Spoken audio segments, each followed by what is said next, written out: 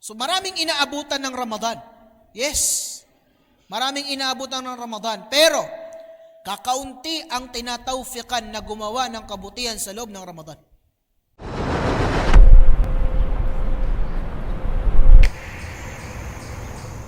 Kasama ng pagpapasalamat na dinatnan ka ng Ramadan, ay binigyan ka ng Allah ng pagkakataon na ayusin ang mga pagkukulang mo. At hingin mo sa Kanya na tulungan ka niya na gumawa ng mga kabutihan sa buwan ng Ramadan. Kasi sinasabi natin, Allahumma ballighna Ramadan. Ya Allah, paabutin mo kami sa Ramadan. O, inabutan ka ng Ramadan. Pero ang ginawa mo nandun, nag-basketball, Ramadan tournament.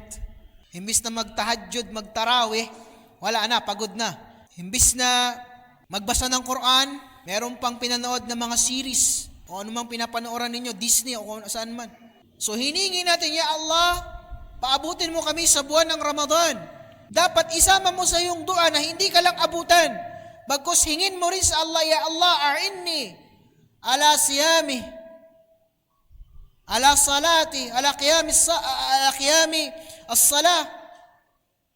Ya Allah, tulungan mo akong makapag-ayuno. Ya Allah, tulungan mo akong maitayo ko ang mga sala. Ya Allah, tulungan mo ako na makapagbigay ng sadaka. So maraming inaabutan ng Ramadan. Yes, maraming inaabutan ng Ramadan. Pero, kakaunti ang tinatawfikan na gumawa ng kabutihan sa loob ng Ramadan.